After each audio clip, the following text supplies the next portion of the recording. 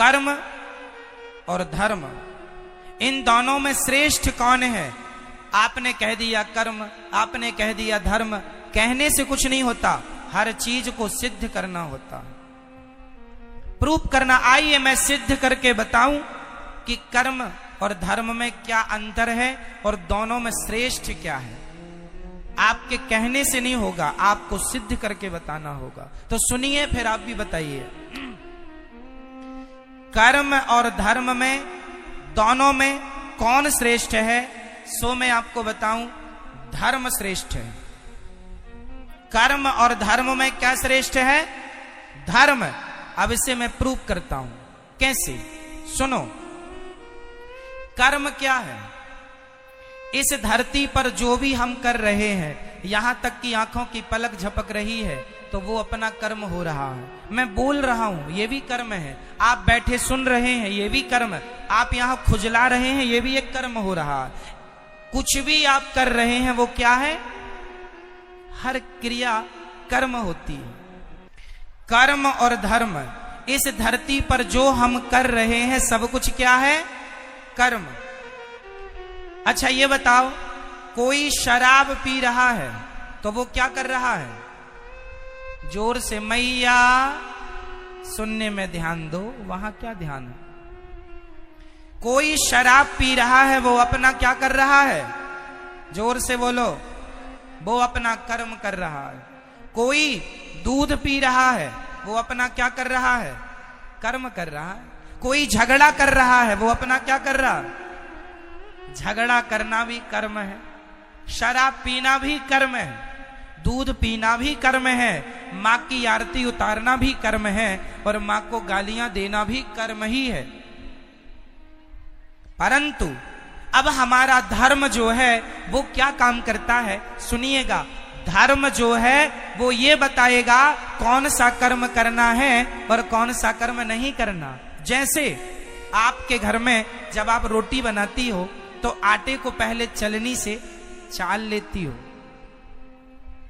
आटे को चलनी से चालना क्यों पड़ता है? ताकि उसका अच्छा आटा अलग हो जाए, उसका चोकर चापर अलग हो जाए, गंदगी अलग हो जाए। सही है? तो जो भी क्रिया, जो भी हो रहा है, सब कुछ कर्म है, सब कुछ कर्म है। चलनी जो है वो अच्छे आटे को अलग, बुरे आटे को अलग करती है। उसी प्रकार धर्म एक चलनी है। धर्म ही बताता है कि कौन सा कर्म करना है और कौन सा कर्म। कर्म दो प्रकार के होते हैं, एक अच्छा कर्म, एक बुरा कर्म। कौन सा कर्म करना है? माँ की आरती उतारो, ये कर्म तो करना है, पर माँ को गाली देने का कर्म नहीं करना। दूध पीने का कर्म तो करना है, पर शराब पीने का कर्म। कौन सा कर्म करने योग्य है? भाई आज कोई मुर्गी को मार रहा है और मुर्गी को पका के खा रहा है, तो वो भी तो अपना कर्म कर रहा है, परंतु उसे धर्म का ज्ञान ना होने से वो मुर्गी मार रहा है, कर्म तो कर रहा है, पर वह कर्म उसे पाप देने वाला है। कर्म हमें दो चीज देते हैं, अच्छा कर्म हमें पुण्य देगा और बुरा कर्म हमें पाप देगा। कर्म सबको ही कर रहा है। आप अच्छा कर्म करेंगे तो उससे पुण्य आएगा, बुरा कर्म करेंगे, मुर्गी खाएंगे, उससे पाप आएगा। कर्म तो हो रहा है। चूंकि आपको किसका ज्ञान नहीं है? धर्म का ज्ञान ना होने से आदमी कर्म तो करता है, पर वह कर्म भी कर लेता है जो उसे नहीं करना चाहिए।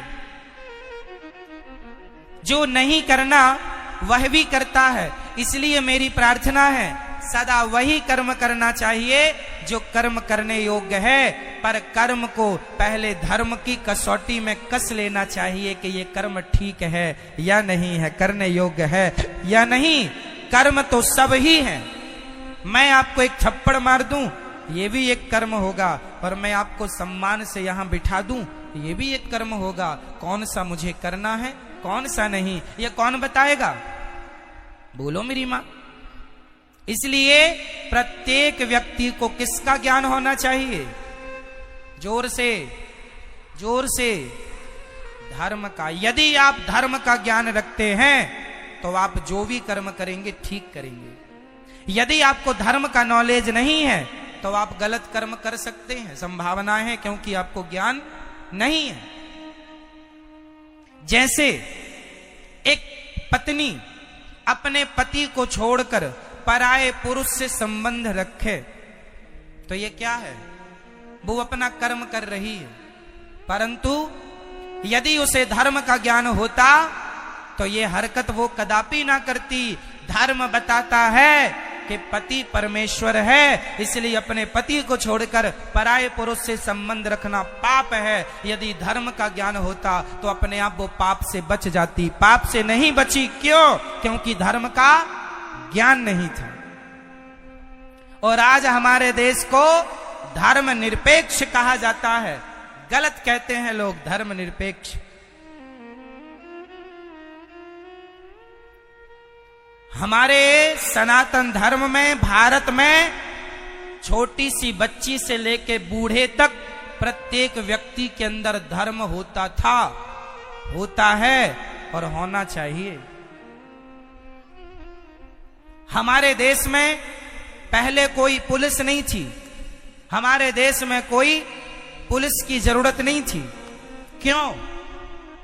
क्योंकि आज जो काम पुलिस करती है वही काम पहले का प्रत्येक व्यक्ति जानता था कि ये पहले तो यहां 1 लाख रुपए पड़ा हो तो कोई छूता नहीं था, क्योंकि उसे ज्ञान था, उसे धर्म का ज्ञान था। ना जी, ये मेरा नहीं है, उठा लूंगा तो चोरी का पाप लग जाएगा। पहले लोग 1 लाख रुपए क्या 10 करोड़ रुपए भी देखते नहीं थे। पराई स्त्री को कभी स्वप्न में भी सोचते नहीं थे उसके बारे में कोई गलत बात। पराये पुरुष के लिए कभी देश की, मेरी भारत की महिला कभी गलत ख्याल नहीं रखती थी, क्योंकि प्रत्येक व्यक्ति को ज्ञान किसका था? बोलो जोर से, किसका? मेरी माँ। और जोर से, पीछे वाले बोलो, किसका ज्ञान? पहले धर्म का ज्ञान था। और आज ये हालत है कि लोगों की जूते चप्पल तक नहीं बच रहे। जूते चप्पल तक चुरा लेते हैं लोग। इसका मतलब है कि आज का इंसान धर्महीन हो चुका है, धर्म से खाली है, उसे ज्ञान नहीं है। वो तो केवल पेट भरने में लगा है। जैसे मिल जाए महाराज मर्डर कर लो, मर्डर करवा लो, मरवा दो, जो होए बस वैसा वो अपना पेट भरने में लगा। मार डाल करके, लूट करके, चोरी करके, वो डाका डाल के, कैसे भी वो अपना पेट भरने में लगा है। तो तुम इंसान हो कि क्या हो? इसलिए आप अपने बच्चों को धर्म का ज्ञान देना मेरी माँ। धर्म के बिना इंसान पशु के समान है। धर्महीन व्यक्ति किसकी तरह है? जोर से, किसके? आप लोगों को धर्म का नॉलेज है, ज्ञान है या नहीं? बोलो हाँ या ना, बोलो हाँ या ना। मैया, आपको धर्म का ज्ञान है? कैसा बताओ, क्या है धर्म? चलो बताओ, नारी का धर्म क्या है?